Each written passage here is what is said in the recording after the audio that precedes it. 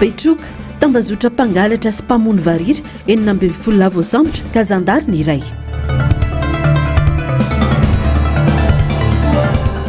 Impox azo avy amin'ny firaisana ranofo ny fitopolo isan-jato.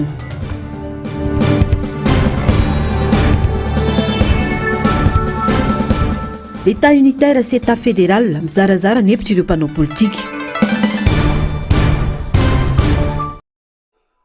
Manatitra ny araba tombokilasy sy tombovavy tonga soa indray tao anatin'izao fotoana ny fampahalalam-baovao izao ampanajana no anasaka ao anaraka ny vaovao hatramin'ny farany. Makasika ny fianam-pirenena viatrany fotoana iray anarotan'ireo mponina miresaka amin'ny filoha Ravalomanana ny fidinana eny fotony. Androany dia nijery ny tsena tao Camp Robin ny filoha Ravalomanana rehefa hiazo anambositra. Germaine Mezanary, Mathieu Princy. Ambom-piaonan'ireo mponina, ny tantsaha, ny mpandrara madinika, ny mpivarotra sy ny mpividy, ny andro talata eto amin'ny commune Camp Robin. Tsikatra fa samy manao izay velomany ny rehetra. Ny janona teto ny filoha Marc Ravalomanana, ny jery ny tsena sy ny tafa tamin'ireo mponina.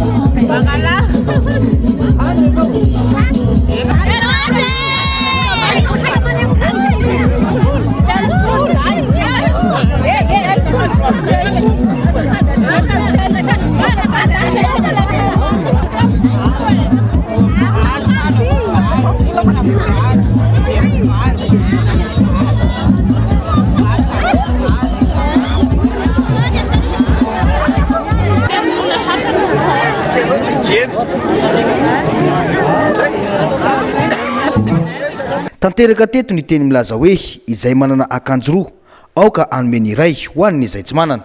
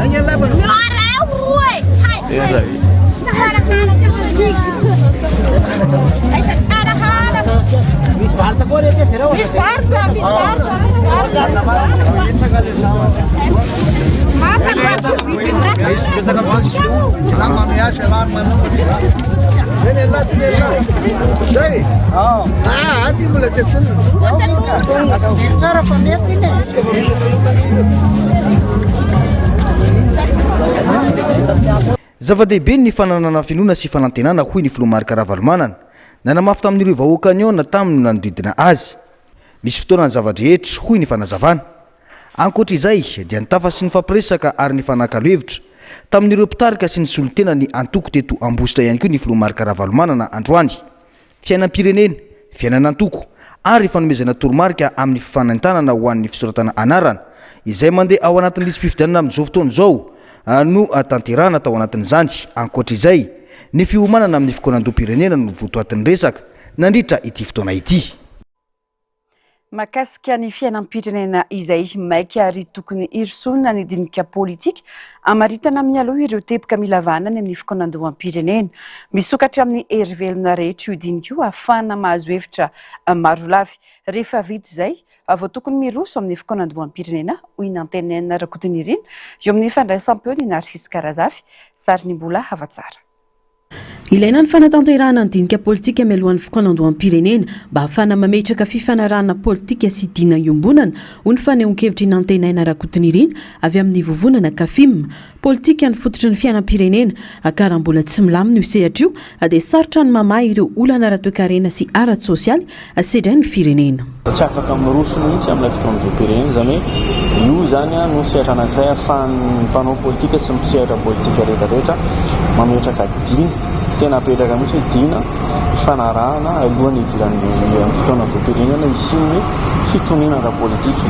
Ny hevitry fitoniana politika dia toy izao amin'ny kafim voalohany miara-manaiky ny tsirairay fa tsy maintsy miala ao anatin'ny krizy isika ary ny fomba ilana anatin'ny krizy dia ampandeferana ny politika rehetrarehetra fa hibanjinana ilay fikonan-doam-pirenena ka ao no tena metrahana ny akevitra. Ny faharoa dia ny hoe apetraka databatra boribory mipandray anjara rehetra tsy fidianana ankolafy kely na iza fa raisina enona ny hevitry ny tsirairay izay zany le izy. Ary amin'ny fahatelo dia tena ngezabe apetraka aloha ny disadisa fa miara-mibanjona tanjona anankiray dia ny hoe aman-krizy tsika ary ny tena zava-dehibe dia tsy verimberenan'ny krizy intsony. Tanjona ny amoahana fanapahan-kevitra mazava ahafahana miala amin'ny krizy politika sy ametraka viana iraisana ho an'ny firenena tokony hifantoka amin'ny famahana ny olana ara-pitantanana sy ny fametrahana rafitra maharitra ihany koa ny dinika politika fa tsy hijanona amin'ny fifanankalozan-kevitra fotsiny. Ny hevitra dinika politika ihany koa rehefa tena hoe fakafakaina sy resahana izy ary ny fahitanay sy ny fiheveranay anazy dia ny hoe ny dinika politika fa amin'ny madinika politika azy dia tsy maintsy misy hevitra tapahanao ka io hevitra tapahana io no andaminana aloha ny fitantanana ara-politika eto Madagasikara amin'izao fotoana izao. Izay moa efa nanolotra sosokevitra amin'ny hoe atsahatra na ialana io repoblika lalam-pandroana ny repoblika fahaefatra io ka miroso amin'ilay tena atao hoe tetezamity isika mba ahafahantsika mametraka rafitra mazava hoe ohatry ny ahoana tokoa ny endrikilay fitantanana ankehitriny satria lasa sahirana eny ankehitriny na ny filohan'ny fanavaozana ary miaina ao anatin'ilay atao hoe lalam-pandroana ny repoblika fahaefatra nefa hita misy zavatra manahirana anazy rehefa tena tianao hitondra ilay refondation izy na hitondra ilay fanavaozana izy satria misy zavatra tsy mety tsy mifanaraka amin'ilay toe-tsain'ny olona ao anatin'ilay lalam-pandroana io. Ankoatra izay nambarany fa ilaina ny mamaritra melony fomba hanatanterahana ny fikonan-doam-pirenena anisan'izany fandraisana anjaran'ireo mpitondra teo aloha sy ireo hery velona rehetra sosokevitra narosiny ihany koa ny fifampidiniana misokatra ho an'rehetra mba azahoana mamaritra ny fanapahan-kevitra ho raisina momba ny hoavin'ny firenena. Andao raha mamaritra izay nge anaovana ilay dinika politika raha izay kafima raha ny fahitana ihany zany ny hevitray dia natao hoe andraisan'ny rehetrarehetra anjara dia izao andraisan'ny sehatra rehetra anjara, ny sehatra ekonomika, ny sehatra sosialy, ny sehatra politika dia ireo zany mandray anjara. Ampiko ara hoe ny sehatra ny diaspora tokony ao anatiny dia ireo sehatra ireo zany no miara-midinika ao. Ny tena tiany olona tongavana mantsy amin'ny resaka fampiatiana dia matetika ilay mifantoka fotsiny izy amin'ilay hoe ampitondra teo aloha na ny olona miaraka mpitondra teo aloha ary teneniko teo mpisehatra politika. Ny mpisehatra politika zany dia tsy fatorana amina anaran'olona le izy fa fatorana amina entité le izy. Raha ny fandraisanay kafim anazy zany hoe tsy olona no mitondra an'izy fa entité ohatra kafim zao, ohatra tim zao, ohatra hoe firaisakina, ohatra hoe panorama dia reny zany no zay ma-inclusif anazy satria tsy mihoatra an'izany zany angamba natao hoe ngezan'irindra dia zay nampijiriko zay hoe tokony nampidinao anaty amin'ny diaspora satria indraindray io tsy voateny fa ny firenena tena maray anjara ny fiainam-pirenena. nao mafisiny afa tokony atsahatra ny fampiasana lalam-pandrenan'ny repoblika faefatra satria anisan'ny fototry ny olana ara-politika misy ankehitriny izany tsy tokony hifantoka amin'ny olona na mpanao politika vitsivitsy ny adevitra fa amin'ny fanavaozana ny rafitra hitondrana ny firenena mba hahafana mametraka fitoniana politika maharitra. Fanatolotry ny fanjakana ho ampiasan'ny AFFKM mandritra ny fitarian'ny fikonandoam-pirenena ny village voaritsy Andotapenaka. Misa efatra ireo trano ho ampiasain'ny AFFKM eny an-toerana mandritra ny fanatanterana ny dinika nasionaly. Misy amin'ireo no ampiasaina ho birao, misy kosa ho atao efitrano ivoriana sy toerana iasan'ny filoham-piangonana manokana raha ny fanazavana nentin'ny tonian'ny fiombonan'ny fiangonana kristianina eto Madagasikara. Ny semady no mitantana ny toerana eo ambany fiahin'ny ministerany fananjariana an-tany fanampanazavana. Erisoana amin'ny dingana fanomanana ny fikonandoam-pirenena natolotry ny fanjakana tamin'ny fomba ofisialy ho ampiasain'ny AFFKM ao anatin'ny fandrindrana ny fitariana ny fikonandoam-pirenena ny village voary etsy Andotapenaka. Ny semady no mitantana ny toerana eo ambany fiahin'ny ministera ny fananjariana an-tany. Satria ny AFFKM no hitarika ny dinika nasionaly na ny concertation nationale.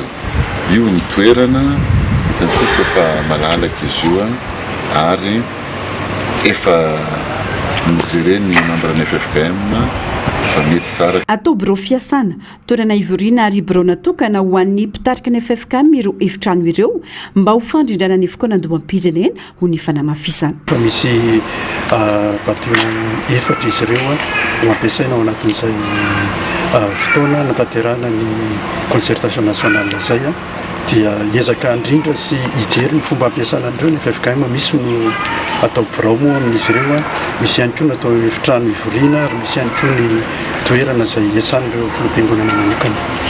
Erisoana tsy ho ela ny fikonandoam-pirenena ho ny fanamafisana saingy mbola andrasana ny daty ofisialy natanteran'izany. Nandeso ny filazana ho mety fisiana disadisa sy fandosokevitra eo amin'ny ministera ny fanavaozana sy ny AFFKM ny ministra tompony andraikitra ny farany herinandro teo. Nambarany fa tsy ny ministera ny fanavaozana no tompony andraikitra amin'ny fanomanana ny fikonandoam-pirenena fa no fiombonan'ny fiangonana kristianina eto Madagasikara izay efa nomem-pahefana hitarika izany. Iantoka ny tantsorika ara-teknika sy ara-pitovana kosa no anjaran'ny ministera. Tsy miova ny fandaminana napetraka fa hiaingany amin'ny fokotany izany ary isany koa ny sehatra ho an'ny tanora ao anatin'ny fikonandoam-pirenena. No antitra terin'ny ministra ny fanavaozana fa napetraky ny fanjakana ny komite teknika anohana sy ara-iasa amin'ny AFFKM ho fanamorana ny fanatanterana ny didinika nationality izay fototry no avin'ny firenena. Eo amin'izay vaovao ny politika izay manova rafitra aloha ary ny rafitra no manova toe-tsaina. Nambarany ny antoko PSD fefely izy ireo no mitakina mitrana ny rafitra federaly eto amin'ny firenena ankilany. Nanambara kosa ny avy amin'ny antoko FLN fa ny État unitaire ihany mifanaraka amin'ny zavamisy eto amin'ny firenena. Narcisse Karazafy, Bola Havatsara. Tsy mifanaraka amin'ny zava-misy eto amin'ny firenena intsony ny État unitaire raha ny fanazavana nomeny antoko PSD efa ela no nitakiny antoko ny hanovana rafitra ny fitantanana eto Madagasikara raha ny fanazavana nety ny fanjakana tokana na ny État unitaire tamin'ny vanim-potoana nitondran'ny tsiranana saingy tsy nahavala ny filan'ny firenena intsony izany taty aoriana. Tsy ny olona ihany no tokony hanova toe-tsaina fa ilaina ihany koa ny manova rafitra ary rafitra federaly no mety sy lalana afaka hitantanana ny firenena. Ary mako zany ny olona zany izay nivoian'izay foto-kevitra zay na nieritreritra nametraka izay foto-kevitra federaly rafitra federaly izay teto Madagasikara atao ny voatifitra, atao moa ny ongana, atao moa ny gada sy ny sisa. Dikan'izay tolo efa ela zany izy io no nieritriretina ho apetraka teto. Hoe eritreretina hoe ho apetraka teto Madagasikara. Hitantsika moa zany le zava-misy koa raha ny tantara Madagasikara jerevantsika tamin'ny oktobra 2024 teo no farany no voalohany tamin'ny tantarantsika zany no nitakina zany atao hoe fanovoana rafitra zany teto Madagasikara. Fa izy tamin'izay fotoana zay tsy napetraka tsara mihitsy hoe rafitra zao, tsy nipresizena tsara hoe rafitra zao zany le takina fa hoe fanovana rafitra ny takina. Matoa izay zavatra zay nisy dia ny fahatsapany fa efa tsy lasa tsony zany le rafitra unitaire. no mariany fa very fitokisana amin'ny mpanao politika ny vahoaka noho ny rafitra misy ankehitriny izay manome vahana ny fanongorona karena amin'ny toerana politika fa tsy ny fampandrosoana amin'ny firenena akory. Tsy mitombona ny filazana fa mampisarabazana na mampiady fokony eta federala ho ihany ny fanazavana ary nambarany fa misy ireo manohitra ny fametrahana rafitra federaly no ny tahotra ny mety hahavery ny tombotsoa manokany. Le rafitra unitaire mihitsy zany no mandrisika n'le olona misy mako ny olona misy hevitra samy hafa moko zay anatin'izy teny fanaonao politika ty ao sasalateny tsy ny rafitra ny ratsy fa ny olona ny mila manova toe-tsaina neny ato amin'ny PSD ndratsy zay le rafitra mihitsy mampiova ny toe-tsain'le olona tonga eo amin'izay izy inona zavatra misy lasa manango karena izy manango karena izy mampandeha sociétény izy mampodina amin'ny business ny sisisa lasa dino le lasa zara raha ho isy ny atsakasa 10% politique générale de l'état eritreretiny zay anatin'ny membre du gouvernement ny tanterahany ny tanteraka tsisy mandeha amilony le zavatra afa lasa very fatokisana zany tsy matoko mpanao politika tsony tsy matoko tsony an'le olona na ny antoko politika zany le vahoaka no zay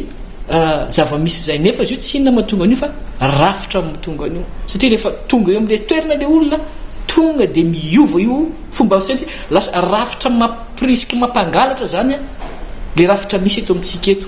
Raha ho an'i Madagasikara tsy ny rafitra apetraka no olana fa ny hoe afaka mampiatra azy ve ny firenena nambarany Iada Jean Pierre fa firenena vakivakiana ny eta federaly raha tena ampiatra n'io rafitra io dia mila averina any amin'ny tany ny aviana avokoa ireo olona manam-pahaizana. Firenena anankiray vakivakiana ho firenena maro ilay eta federal resahantsika ankehitriny io mety amintsika ve zay fisaraham-bazana zay satria ny rehetrarehetrareo tsy ilay rafitra ho apetraka amin'le eta federal ny toe-tsaina entiny hitonana azy fa le hoe samy izaka ny tenany samy anana ny areny samy anana ny fananany samy manao zay atafita azy sy ampanakarena azy ilay toe-tsaina entina mandrafitra n'le izy mihitsy no hita fa efa miroso sahady any amin'ny fisaraham-basana dia mbola tsy manomboka ilay izy raha anaovana fanandramana aloha zany alohany ny androsona n'le resaka eta federal mba halefa miverina any amin'ny tany misy azy avy ny olona rehetra manam-pahaizana sy be voninahitra any amin'ny faritra rehetrarehetra misy azy alefa any aloha jerena hoe mahazakany zany ve le olona reo. No mafisiny ity mpanao politika ity fa mila averina any amin'ny fokontany ny fahefana tokony hirosona ny fifidianana lalam-pandrenana aka izay lany ao anatin'izany no ampiarina amin'ny eto amin'ny firenena. Marina aloha Madagasikara dia tokony ho eta unitaire ihany zany fa ny fandaminana ny fahefana ny fizarana ny fahefana ny fantefasana ny fahefana rehetrarehetra ho an'ny any amin'ny faritra rehetrarehetra hatramin'ny ny anay zany miresaka zay dia ny fahefana zany dia averina hatrany amin'ny fokotany zay zany le ka na eta federal na eta unitaire ilay fampiarana an'le rafitra io tianany fa le titre mihitsy zany tsy mety amin'le eta federal satria rehefa eta federal ianao dia firenena maray mivakivaky maro zany dia mihitatsika tsara fa ny eta federal ohatrany ataontsika ohatrany hoe Russie zao taloha tambatra anankiray dia hitatsika io ny olana mahazo azy dia sitsika ve dia andeha amin'ny lalana ohatran'izany. Rafitra hitantanany fanjakana fohibe ny firenena iray manontolo ny eta unitaire izany hoe avy amin'ny fahefana fohibe no mivoaka ny akamaroan'ny fanapahan-kevitra sy ny fitantanana. Rafitra ahitana fanjakana na rafitra maromaro manana fahefana mitokana amin'ny raharaha sasany nefa mbola anaty fanjakana iray ihany ny eta federal izay mizara eo amin'ny fanjakana fohibe sy ireo vondrom-bahoaka paritra hitsinjara-pahefana ny fahefana araka ny voalaza ny lalam-pandrenana. Samy rafitra ara-pitantanana ampiasain'ny firenena maro eran-tany izy roa ireo ary samy manana ny tombony sy ny fanamby arakaraka ny tantara sy ny zava-misy iaina ny firenena tsirairay. lafomavao hafa kosa indray ataory ny fidinana ifotony nataon'ny mpiambina manokana ny filohan'ny fanavaozana tany Betroka sy Iosy dahalo 2016 no voasambotra naritra 2 volana no nitazoman'ireo olon-dratsy ny zazavahiry iray izay narary nandritra ny fivezivezena nitondran'ireo jiolazy ka izay no nitarika ny fafizany ainy rehefa matany filay zazavahiry dia nokapaina tamin'ny famaky ny karandoany nakana ny masony tatobavoan'ny Narcisse Karazafy sy mbola havatsara. Atao ry velam-pandrika nataon'ireo mpitandro filaminana dia niakatra taty Antananarivo ireo olona roa fantatra fa manana loharanom-baovao mikasika ny fangalarana zazavahiry mampianatra amina sekoly tsy miankina ny iray ary mpitsabo-panampina technicien de laboratoire indray vao tonga teto Andrenivohitra izy roa dia nosamborina natao fanadiadiana ary nanomboka teo ny fanarahandia sy ny fisamborana ireo rehetra voaroroy tamin'ny tiraraty. Dia lakaky ny fakahitana ahy tamin'ny resaky safira. Dia io sambiahy io zany io mana relation tamin'ny chef de données io. Le chef de données miasa izy. Miasa amanombo izy amizao amin'ny toera tao Atevamena io. Chef inona izy io? Chef amin'inona? Chef gendarme io. Gendarme? Dia rehefa avy eo amin'izay zany sambiahy io niresaky agnamiko hoe misy gendarme zay izy namako izy chef de données zay izy mitady varira fa manana patron. Ay akory no ataoko anazy amizay tena mariny zany raha ho izy tsy izy numéro 1 izy Basary Asso lasoina indray ny chef donné amizay otrino ny prix efa zato ho izy efa zato zany 2 milliards zay 2 milliards zay zany tony azy indresaky amrety azy amizay misy zay zoko be ho izy rasy fitadiavanay naleo tena mariny io ataoko azy amizay. Tao anatin'ireo olona 40 ireo lehilahy iray no niaiky fo ato tombokotrika ny fanafiana tokantrano iray tao Mahabo ka nangalara ny sy ireo namany zazavahiry vao herintaona sy 9 volana niaiky ny tenany fa namory ireo lehilahy rehetra hiaraka nafika eo tokantrano io ary manana fifandraisana amin'ny zandary iray izay voatondro prêtre kombakomba amin'ireo olon-dratsy ireo. Miasany chef donné amizay alefa so izy fa nieta fosiny izy problème asika ho izy. Nataondreo amizay l'émission andriry firesafandreo anazy fa toereo sy haiko andriry ihany ko izy. Dia ty bandy miafara 78 farany ao zao io zany amin'ny fanolorandreo anakahy neta io satria zaray valilahy reo raha vao niazondreo eta io dia natolosandreo anakahy asiminy Betroky. Raha vao asiminy Betroky amizay zany nalorandreo anakahy neta io sahay fa samby société raiky aby zany amin'ny ahaimbiradoko amin'ny roa ambany efasy avao fatako amin'io retiazy da retozy di bara di ty raha lahiko ty izy le raha lala ataondreo grand vao magnanarany zany fa le tena agnarany raha fa io zany tonga dia ho avy eo fa izy voalohany ho avy eo. Dia izany hoe nampidirina trano radoko raha atao Betroka. Atao Betroka. Dia nampidiry datinez atao zany anatin'ny herinandro. Nasoy zany chef donné andraso izy vao miampatron sika. Dia zaho moa zany gn'asa mpagnaty sakafo dia rety azy vao miaraka edray nangalaky azy io zany vao nitazo anazy tamin'eo koa efa tsy naza ambanivohitsy raha io satria gn'any koa sy hainay fa reo mahalala azy. Nandritra ny fivezivezena nitadiavan'izy ireo olona hividy ilay zazavahiry dia narary mafy ity farany ary ny afara tamin'ny famoizany ny ainy. Miaraka aminay vao zany le zaza. Andro hariva vao. Miaraka aminay vao zany le zaza. Mbola eo zaza eo amin'io mbola fevy le zaza. Zay fotoa zay zany fa mandeha eo amin'ny 2 vola mahery zany fotoa zay. Satria zany raha nifatezany zaza igny zany tamin'ny lahady herin'ny lahady afeno 12 andro tapabolana zany. Herinandro zaza io narary. Tao dia resaky amin'ny pratoko aby resaky amin'ny lamba. Raha fa hainy soka opération zany tamin'ny tanàny zalay reto misy atsimo soanala zany nitazonanay azy. Aiza anara-tanà io mera? Raha Atanambao.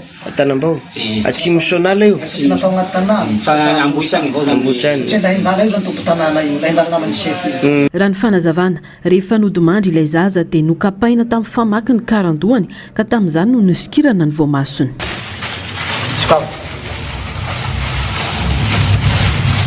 Dia azavao hoe voamasony iza io avy taiza io azavao. Izy ty aloha ny antsoagna avao dia ty misy etagnalao voamaso taia io nalako taia baka tsy vory nangalako ny tena hoe ty misy etagnalao any dia nalako fotsiny fa tsy nalako taia baka tsy vory tsy fantako ny tsy vory ia Sakafo de ino zany io io a ino io zaho tsy mahay fahitana fangalana izy ty chef de nalako amizay misy etagna lao aty da andesoany ay sakafo de zaho nanday fotsiny satria mpagnaterigny aiza ay raha ay zay ny mahagaga satria tagna ty agnaty CC de nandesiko avao zaho nampagnaterigny sefo de tsy fantako hoe ino fa misy etagna sahalan'izao tsy vory any de alao de nalako tsy fantako hoe zao fantako hoe condi zany de inona io masonia masona varira fantatra fa mpiambina manokana ny filohan'ny fanavaozana ireo nalefa nanao opération tany an-toerana olona 520 ary zandary iray nouveau sambotra nandritra ny hetsika atao amin'ny distrika ny Betroka sy Iosy efatra tamin'izy ireo nouveau marina ho isandreo dahalo tomponantoka tamin'ny fanafihana sy ny fakanakeriny ozazy io teny amin'ny nivon'ny fianakaviany nentina taty Antananarivo avokoa ireo voaroroy nanohizana ny fanadiadiana ary mbola mitony fanenjehana ireo tafaporitsaka satria fantatra fa mbola misy zazavarira roa tsy hita popoka. Rehefa nandeha ny fanadiadiana dia tratra ireo olona nanao ny fangalarana varira sy namono ray ny zazavarina tany amin'ny faritra izay nakany zareo azy ary tratra ihany koa ireo andian'olona izay nikasa anao fivarotana any zazavarira io amin'izao fotoana izao dia mbola mitohy ny fanadiadiana satria araka ny any vaovao dia mbola misy olona mitana varira anankiroa izay mbola anaovana famitorana araka ny baiky manaraka. Nofongarina moa ny vatana mangatsika n'ilay zaza ary naverina nalevina tampahamendrehana satria efa tsy nakan-drazana intsony ny fianakaviana avy any Mahabo nitsidika ny fokotany Mananovy commune ambanivohitry Bekoropy distrika ny Betroka ireo mpiambina manokany filohan'ny fanavaozana ny Repoblika taoriany hetsika sy fisamborana ireo voaroroy tamin'ny raharaha fakanankeriny sy famonoana varira ity nambaran'izy ireo fa ny fanafihana sy ny fisamborana natao tany Betroka sy Iosy dia ampahany amin'ny ezaka itoy anenjehana ireo tambazotranjiolahy sy ampanjakana ny filaminana araka ny toromarika napetraky ny filohan'ny fanavaozana ny Repoblika. Araka ny didim-pitondrana laharana fa727 sy 4 bara 9 tamin'ny 3 aogositra 2022 dia fantatra fa averina manontolo manomboka amin'ny voalohan'ny volana septambra hatramin'ny 4 septambra 2022 avy izao ny adina antsoratra ho an'ny filière judiciaire, ho an'ny filière administrative sy ny filière financière kosa dia mitohy ny adina ambavaka izany dia ho tanterahina ny 17 aogositra hatramin'ny 20 aogositra 2022 avy izao raha ny fampahafantarana nataon'ny ministry ny fitsarana androany. Fanadia Tiny. Nanapa-kevitra ny ministeran'ny fitsarana fa averina ny adina antsoratra amin'ny fifaninanana mivantana hidirana ho mpianatra mpitsara amin'ny lalam-piofanana filière judiciaire andiany 4 ka ho tanterahana ny iray ka hatramin'ny 4 septambra 2022 avy izao noraisin'izany fanapa-kevitra izany taorian'ny fanamarinana fa nisy ny fiparitahan'ny laza adina nandritra ny fifaninanana tanjona ny antohana ny mangarahary ny fitovinjo ary ny fahamarinana ny fifaninanana ary efa misy ihany koa ny fepetra ara-dalàna raisina manoloana ireo voaroroy. Nandritra ny volana maro izay no nitantaina ianareo ary enonay ny fangatana sy ny antso avo voaray marobe avy aminareo mpiadana, avy amin'ireo ray aman-dreny, avy amin'ireo olom-pirenena maro izay samy maniry ny ahitana fanapahan-kevitra mazava sy mangarahara mikasika an'ity fifaninanana idirana ho mpitsara ity. Sarobidy loatra ho an'ny fitondram-panjakana nefa ny fitokisan'ny vahoaka ka izany indrindra no antony araka ny vinanapetraka ny filohan'ny fanavaozana ny Repoblika ny Madagasikara sy ny finiavan'ny ministeran'ny fitsarana ampanjaka hatrany ny fahamarinana sy ny mangarahara ka nandraisana izao fanapahan-kevitra izao mba hanesorana tanteraka ny fisalasalana eo amintsika rehetra. Ataony 17 hatramin'ny 20 aogositra ho avy izao ny adina ambava ho an'ireo mpiadina afaka tamin'ny filière administrative sy filière financière azo alaina eo amin'ny ENMG tsara lalàna manomboka ny 5 ka hatramin'ny 14 aogositra 2022 ny taratasy fiantsoana ireo mpiadina ao amin'ny filière judiciaire kosa dia afaka maka ny taratasy fiantsoana vaovao manomboka ny 10 ka hatramin'ny 1 amin'ny 3 aogositra 2022. Fanapahan-kevitra ny raisina izany mba azahoany mpiadina rehetra mifaninana ao anatin'ny fitovian-jo ny mangarahara ary ny fahamarinana tanteraka. Ho an'ny filière administrative sy financiaire kosa dia tsy nahitana ihany na pirofo manamarina fisina tsy fetezana ny fanadihadiana. Noho izany dia hitoy ara-dalàna ny dingana rehetra ka ho tanterahana ny fanadinana bavana ny oral ny 17 ka hatramin'ny 20 aogositra 2024 ho avy izao. Tianainy manamafy hatrany fa andraikitry ny ministeran'ny fitsarana ny mandray ny fanapahan-kevitra sy miantoka ny fahamarinana ny fisotro ny fifaninanana. Ny fanomanana sy ny fanatanterahana ara-teknika kosa dia andraikitry ny sekolim-pirenena mampiofana ompitsara sy pirakitra rà. Amin'izao fanapahan-kevitra niraisina izao dia tiana hampitana amin'ny vahoaka malagasy rehetra sy ampiadina ihany koa fa tsy misy zava-dehibe mihoatra noho ny fahamarinana, ny fitovian-jo ary ny fahamendrehana amin'ny fidirana ao amin'ny fitsarana. Namafisy ny ministra ny fitsarana fa tsy alefa amin'ny postra intsony ireo taratasy fiantsona ka tsy maintsy manantona mivantana ny ENMG miaraka amin'ny karapanondrom-pirenena sy ny resipise fametrahana ny antota taratasy firotsahana ny mpiadina. Fampiatitra fahatapahan-jiro mifandimby ny jiramaritra ora iray isaky ny fahatapahan-jany raha ny fampahafantarana nataon'ny jirama manoloana ny fahasimban'ny milina mpiarerinaratra iray any Free Power Mantrezana ny Sombiony teo aloha.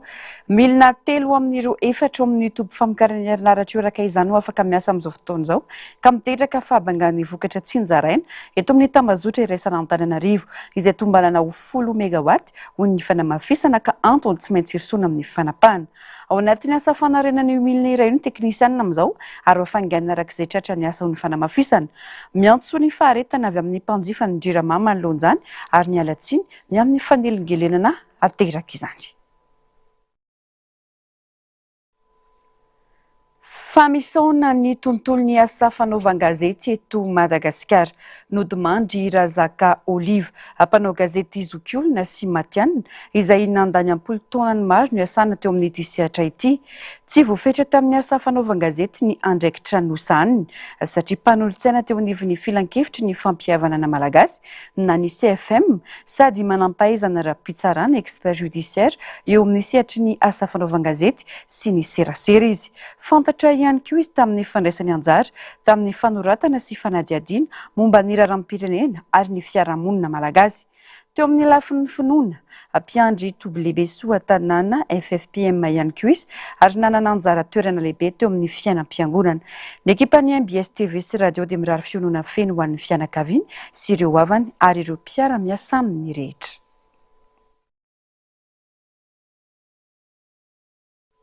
Lafim-baovao hafa kosa indray manomboka mihamaro ireo mpiala sasatra raha ny zava-misy eny amin'ny tompo-piantsona ny taxi brosy amin'izao fotoana izao.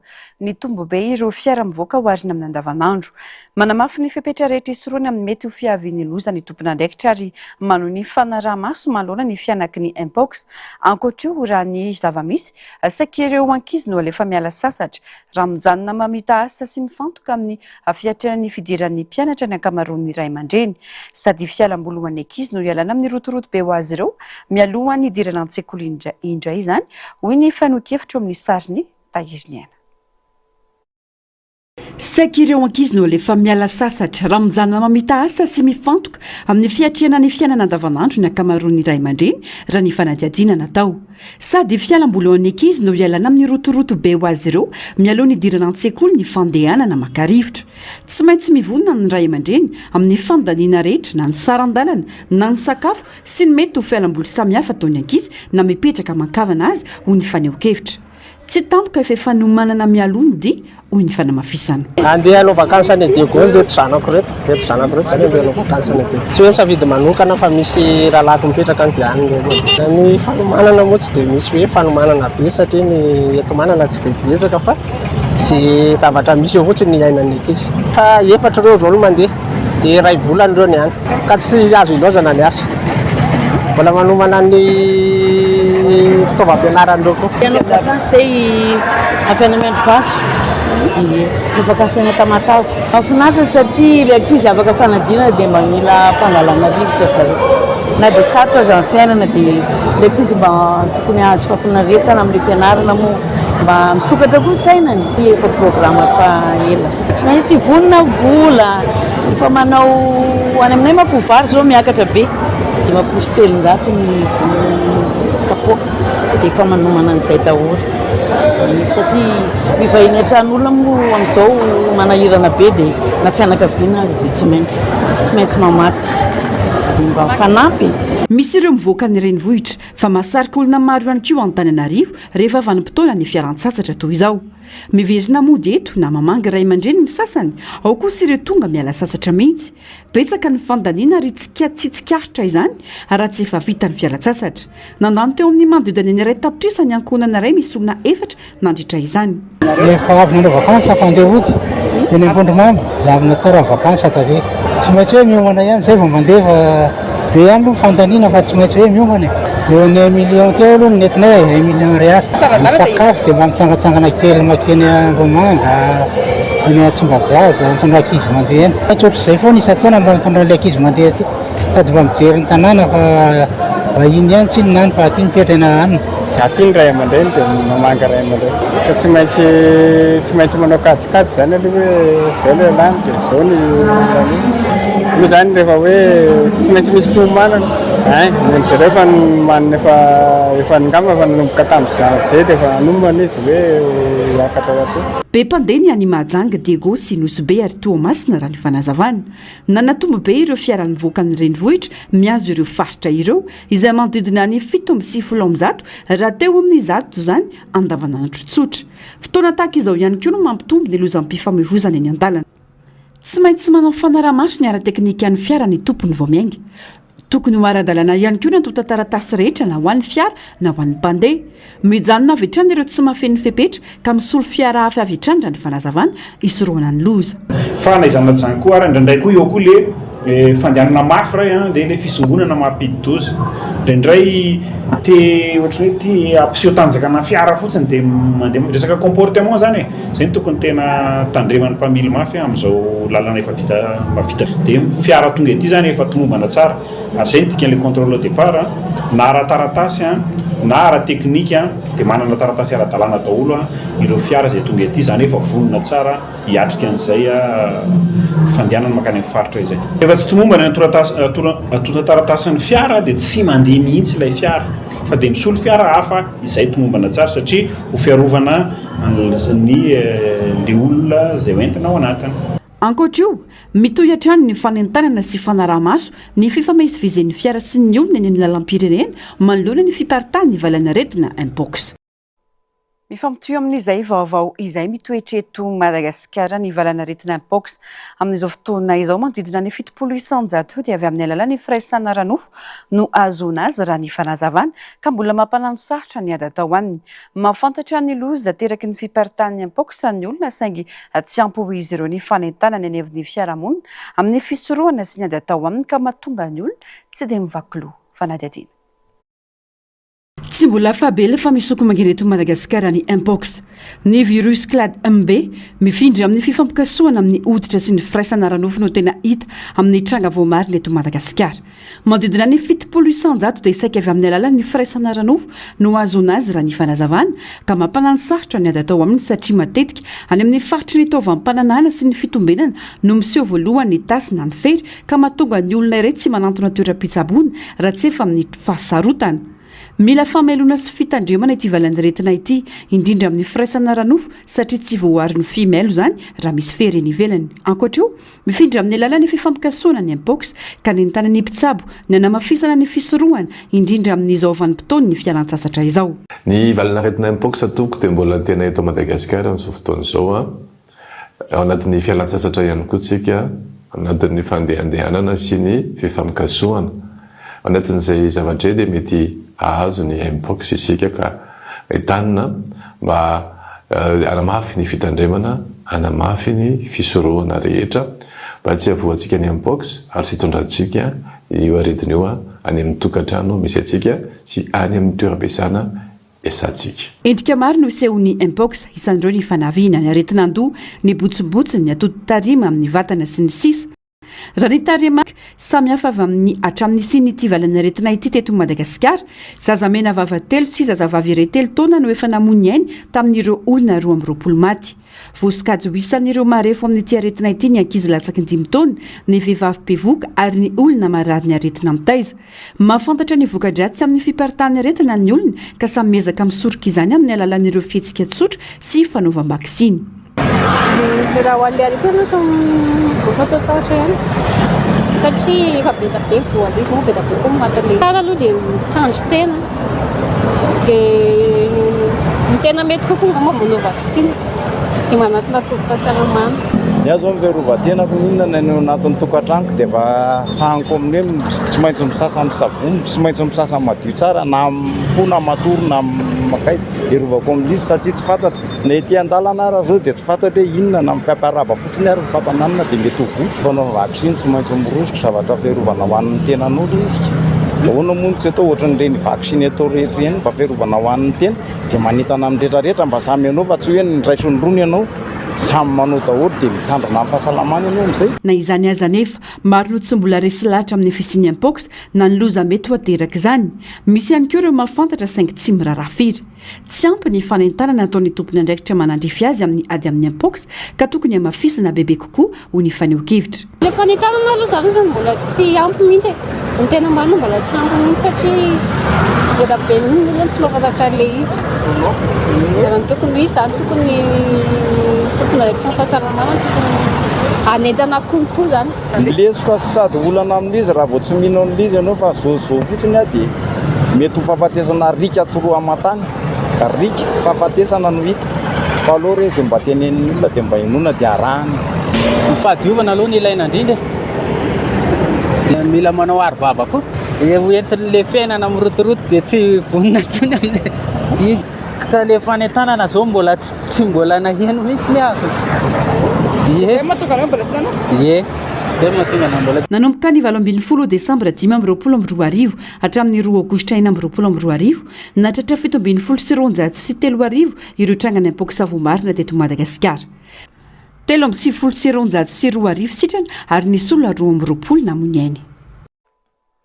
Pejy ny fampianarana kosa indray miroborobo hatrany fampivoarana sy fampiroboroboana ny fampiofanana arak'asa eto Madagasikara amin'ny fisitrana boky fanovozan-kevitra momba ny fiofanana vokatry ny fiara-miasa teo amin'ny ministera ny fampianarana teknika sy ny Institut Européen de Coopération et Développement tahirin-kevitra ara-pédagogique izay mikendrina mafisana ny kalitaon'ny fiofanana arak'asa anohanana ny fampiarana ireo fandaharam-piofanana mifanaraka amin'ny fenitra takiana ary ampifanarana ny fahaiza-manaon'ireo mpiofana amin'ny filàn'ny tsenany asa sy teraka famoronana asa raha ny fanazavana eo amin'ny indrindran-tsariny tahiriny any. Hita ao anatin'ity boky ity ny boky fanovozan-kevitra ho an'ny taratasy fanamarinana faran'ny fiofanana izay mikendry sehatra manokana miainga amin'ny filàna sy ny zava-misy ainana ankehitriny. Boky fototra 7 ihany koa no nivolavolaina ho an'ny sehatry ny fandraisam-bahiny, ny rafitra herinaratra avy amin'ny herin'ny masoandro ary ny fitariana arak'asa teo anelanelan'ny taona 2022 sy 2022. Tahirin-kevitra izay mikendrina mafisana ny kalitaon'ny fiofanana arak'asa anohanana ny fampiarana ireo fandaharam-piofanana mifanaraka amin'ny fenitra takiana ary ampifanarana ny fahaiza-manaon'ireo mpiofana amin'ny filàn'ny tsenany asa sy teraka famoronana asa raha ny fanazavana. Skola zany dia manomboka aty amin'ny collège aty amin'ny lycée dia ataoko dia fantatry ny ankizy izy hoe zao ny tokony mety aminy lasa agronome izy ve sa lasa ho sociologue izy sa lasa ho dokotera izy sa ho lasa inona izy zany dia efa fantany izy dia efa misy suite logika zany dia zavatra ataon'ilay ankizy ao anatin'izany. Isany zava-dehibe ary anisan'ny zava-dehibe ihany koa akoatra ny tony document référentiel tony zao rehefa mianatra ny ankizy dia manao stage amin'ireny orinasa ireny ihany koa izay tsy ampy satria mila expérience daholo zao ny orinasa rehetra ao anatin'ilay izy zava-dehibe zany dia rehefa tonga eo izy dia avy eo tonga dia afaka recruter-n'le manana orinasa ary afaka ihany koa izy mamorona asa ho an'ny tenany. Novolavolaina niaraka tamin'ireo matianina avy amin'ny sehatra samihafa ireo boky fototra ireo mba hifanaraka amin'ny filàn'ny orinasa sy ny mpampiasa. Tanjona ny anofana tanora manana fahaiza-manao ilain'ny tsenany asa indrindra eo amin'ny sehatra izay fototry ny fampandrosoana ny firenena. Any amin'ny sehatrinina no misy ny andry ankinan'ny fandrosoana toe-karena malagasy dia miainga amin'ireo secteur porteur ireo. Ny fizahatany dia isan'ny secteur porteur eto Madagasikara, ny angovo dia isan'ny secteur porteur eto Madagasikara satria amin'ireny secteur porteur ireny no misy ny fampiasam-bola mitombo. Ary raha misy ny fampiasam-bola mitombo amin'ny toeran'ireny dia misy ny orinasa mitsangana. Ary raha misy orinasa mitsangana izany dia misy ny asa miforona. Dia isan'ny arahany izy dia akaiky ny izany fomba fijery zany satria any amin'ireny toerana ireny zany tokony misy fiofanana ilain'ny mpampiasa hifanaraka tsara amin'ny ilainy. Vokatry ny fiaramasina teo amin'ny ministère ny fampianarana teknika sy ny fandefanana arakasa sy ny Institut Européen de Coopération de Développement no nahazoana ireo mba hanatsarana ny fanofanana arakasa eto Madagasikara. Nalatotra tamin'ny fomba ofisialy ireo boky fototra 3 hoento manofana mikasika ny fiofanana ho lehiben'ny ekipa amin'ny sanan'ny fandraisam-bahiny, mpiasa teknika sy arabarotro amin'ny siatry ny angofa avy amin'ny masoandro ary mpanolotsaina momba ny fitariana ra-pianarana sy arakasa. Kendrena amin'ny fiara-miasa ny hanomezana fiofanana ekeny fanjakana ary mifanaraka amin'ny filàny ireo sehatra mamorona asa. Pejy ny fanatanjahantena ho tanterana manomboka rahampitso hatramin'ny 12 aogositra 2024 ho avy izao eny amin'ny lapan'ny fanatanjahantena Mahamasina sy eny amin'ny tanàna Soa Ambohimanga ny andiany voalohany amin'ny fiadina ny tompon-daika-pirenena aty amin'ny faritra fafito volleyball ho an'ny tanora ny championnat des nations U18 lasivavy. Ankoatran'ny Madagasikara mpampiatrano namaly ny antsoka andray anjara amin'izany Maurice, Comores sy La Réunion raha ny fampahafantarana. Anana solotena ekipa telo ny Malagasy amin'ity fifaninanana iraisam-pirenena ity ka ny roa vehivavy ny iray lehilahy. Anokatra ny lalao ka hifanandrina voalohany rahampitso ny ekipa lehilahy Malagasy hifanandrina amin'ny ekipa solotena ny La Réunion amin'ny 10 ora sy sasany. Marisaka avy any ivelany ahitany sy hafanana tafahoatra 20 degré Celsius no iainana ao Roumanie, Hongrie, Serbie ary Grèce amin'izao fiandohan'ny volana aogositra izao. Avokatry ny hafanambe, ny enabe ny ranon'ny Danube ka nisy fiantraikany tamin'ny famokarana herinaratra sy ny fitaterana an-dranomasina izany. Fanampanazavana. Roumanie, Hongrie ary Serbie no tena vomafy noho ny hafanana satria ny ena be ny avin'ireny rano Danube izay manome fampangatsiahana tobo-pamokarana herinaratra nokleara sy ampiasaina amin'ny famokarana herinaratra avy amin'ny toro-drano ary lalana lehibe fitaterana sambo sy entana. Araka izany, rehefa miena be ny rano dia voatery mampihena na mampiato ny famokarana herinaratra ireo tobo-pamokarana sasany ary sahirana ny sambo mivezivezy. Anisan'ny antony mahatonga izany ny tsy fampiana rotsakorana nandritry ny volana maromaro sy ny fihenan'ny ranomandry nandritry ny ririnina ka nampihenan'ny rano mikorinana nakany amin'ny Danube. Ho an'ny Hongrie manokana, any Budapest dia nidina hatramin'ny 10 cm ny avon'ny rano tamin'ny toerana sasany izay ambany lavitra noho ny teo aloha. Any Grèce kosa dia mbola miady amin'ny hafanana mahery vaika sy doroala maro amin'izao fotoana izao ireo mponina. Voatery nafindra ireo olona ary napetraka ny fepetra vonjitaitra any amin'ny faritra sasany noho ny afo sy ny hafanana tafahoatra. Mahery kokoa noho ny tamin'ny taon-dasa ny hafanana any Eropa tamin'ity taona ity. Niteraka doro-tanety sy doroala maro ny hafanana ka mbola ao anatin'ny ady amin'ny hafanana sy doro-tanety izany ireo firenena maro ao Eropa amin'izao fotoana izao. Any Japon nidina ambany ny sandam-bola yen amin'izao fotoana izao. Manoloana izany niteraka fahatsiantoka ho an'ny Japon ny tsy fifandanjana arabarotro amin'ny vola japoney sy ny dolara amerikanina. Ho fisoroana ny fikorontanana arabarotro miara-miasa ampitombo ny sandany yen ny firenena rotonta amin'izao fotoana raha ny vaovao. Nanamafy ny fiaraha-miasa eo amin'ny tsena fifanakalozana vahiny eo Washington sy Tokyo ho fanohanana ny sandany yen izay nidina tamin'ny ambany indrindra raha oharina tamin'ny dolara nanomboka tamin'ny taona 1970. Etsy ankilany, nanana tombo ny Etazonia ny amin'ny fahambanian'ny sandany yen izay nanamora ny fandaniana eo amin'ny mpanamboatra Amerikanina sy ny fikasana hitazona ny fahamarina toerana arabola noho ny aiay nisy teo amin'ny ara-toe-karena japoney manoloana izao fihenan'ny sandany yen izao. Midika izany fa mety hiteraka korontana eo amin'ny tsena arabola maneran-tany izany tsy fifandanjana izany. Raha nampitombo ny fanondranana japoney ny fihenan'ny sandany yen nanomboka tamin'ny fiara Toyota ka hatramin'ny console Nintendo dia nitombo be ihany koa ny vidin'ny angovo sy ny fanafarana akora. Izany hoe niakatra ny vidim-piainana any Japon. Raha ny teo aloha, tsy nampiovan'ny tsena ny fiakaran'ny yen tamin'ny herinandro lasa. Fa vokatry ny fanapahan-kevitra ara-politika sy ny fidirana an-tsehatra mivantana ary ny firaisan'ny Washington sy Tokyo teo amin'ny tsena iraisam-pirenena.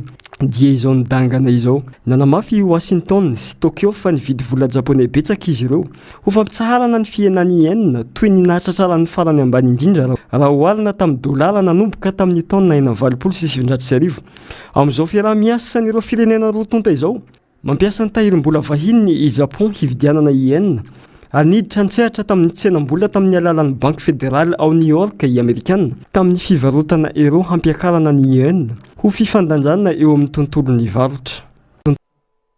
Dia ny maresaka avy any ivelany tomboky lasy tonga avy noentina manakatona ny fampalalam-baovao tamin'ity talata ity angatrana feno ianao nanaraka izany hatramin'ny farany mametraka ny mandrapitafa amin'ny rampitso amin'ny ora mahazatra. Veloma tompoko.